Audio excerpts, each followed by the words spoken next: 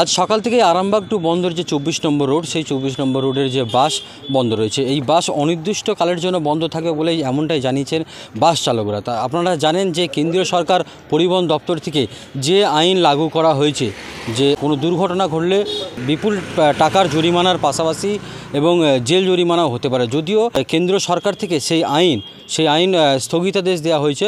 আমরা এখন রয়েছি কয়েকতলা এলাকায়। এই এলাকায় বেশ কিছু বাসের চালকদের সাথে কথা বললাম। তাদের একটাই বক্তব্য যে এই যে আইন সরকার থেকে লাগু করা হয়েছে, আমরা দিন আনা দিন খাই মানুষ, আমরা কত টাকার বেতন পাই, আমাদের পাশে এই মুহূর্তে বাস মালিকরাও তারা দাঁড়াচ্ছে না। এই অবস্থায় কি করব, সেই জন্যই বাস কার্যত চালানো বন্ধ রেখেছে আরামবাগ টু বন্দর রোডে। সকাল থেকেই বাস চালানো বন্ধ রয়েছে। এই বিষয়ে যে আরামবাগ বাস কর্মী ইউনিয়নের যিনি সম্পাদক এবং বেশ কিছু বাস চালকরা তারা কি বলল আমরা শোনাবো। হাসপাতালে নিয়ে যাবো, যদি কোনো অ্যাক্সিডেন্ট ঘটলো হাসপাতালে নিয়ে যাবো না, আমি আগে পাবলিকের মারের ভয়ে আমি আগে সাইড হব। কী করবো আমি সেই জায়গায় কোনো জায়গায় অ্যাক্সিডেন্ট ঘটলো, গাড়ি চলতে গেলে অ্যাক্সিডেন্ট হতেই পারে, ঠিক আছে, অ্যাক্সিডেন্ট হতে পারে, আমি তাকে দেখতে যেতে পারি। হ্যাঁ, তাকে হয়তো দেখতে যেতে পারি, কিন্তু আমি তাকে হাসপাতালে নিয়ে যাওয়ার মতো আমার ক্ষমতা নেই, সঙ্গে সঙ্গে সেই মুহূর্তে নেই। তোকে মেরে দেবে, কারণ আমি সেই মুহূর্তে কি করে যাব? পিটিয়ে মেরে দেবে পাবলিক, তো আমাকে পিটিয়ে মেরে দেবে। আমি আগে নিজের জায়গাটা বাঁচতে হবে তো। আপনার নাম? পলাশ ঘোষ। আপনি গাড়ি চালক? হ্যাঁ, চালক। কোন রোডে গাড়ি চালক? 24 নম্বর আরামবাগ বন্দর। ধরুন আমরা তো 1978 সাল থেকে ড্রাইভারই করছি। হ্যাঁ, ধরুন একটা ড্রাইভার কোনো পাখি বা হাঁস বা মোরগ পড়লে সাবধান হয়ে যায়। তারা কি আর ইচ্ছাকৃত মারতে চায়? তা এতদিন আমরা গাড়ি চালিয়ে এসেছি, গাড়ির কেস হলে ধরুন মালিক সঙ্গে সঙ্গে জামিন করে নিল, ড্রাইভারকেও জামিন করলো, গাড়িরও করে দিল। ড্রাইভারের উপর ধরুন 6 মাস অন্তর হাজিরে দিতে হলো, সেটা 300 টাকা করে কোর্ট ফি লাগে। তারপর তো আর মালিক কিছু দেয়নি, সে ড্রাইভারটা জোড়হাত করে সেই কোর্টেই দাঁড়িয়ে থাকতে হলো।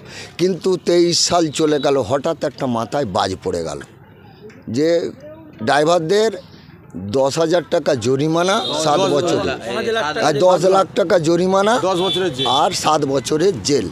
বুঝলেন তো, আমরা সাধারণত গরিব মানুষের ছেলে, তা আমরা 500 টাকা ইনকাম করতে মরে যাই, তা আমরা 10 লক্ষ টাকা কোথা থেকে দেবো?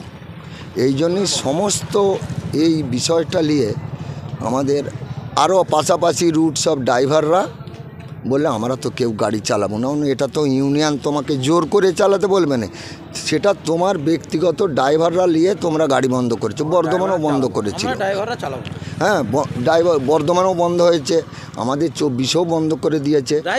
এই হচ্ছে ড্রাইভাররা গাড়িগুলো বন্ধ করেছে, কিন্তু 10 লক্ষ টাকা দেওয়া সম্ভব? ট্রেন অ্যাক্সিডেন্ট হলে তার কত হবে বলুন তো? সেই ড্রাইভারের কত হবে? একটা মন্ত্রীর গাড়ি যদি অ্যাক্সিডেন্ট হয় তার কত হবে? এটা কে আইন পাস করেছে আমরা বলতে পারবো না। রাজ্য সরকার করেছে না কেন্দ্র সরকার করেছে, সুপ্রিম কোর্টের অর্ডার, ব্যাস। সবাই এইভাবেই সমস্ত জায়গায় গাড়ি বন্ধ রয়েছে। সাড়া দেয় আসেও না।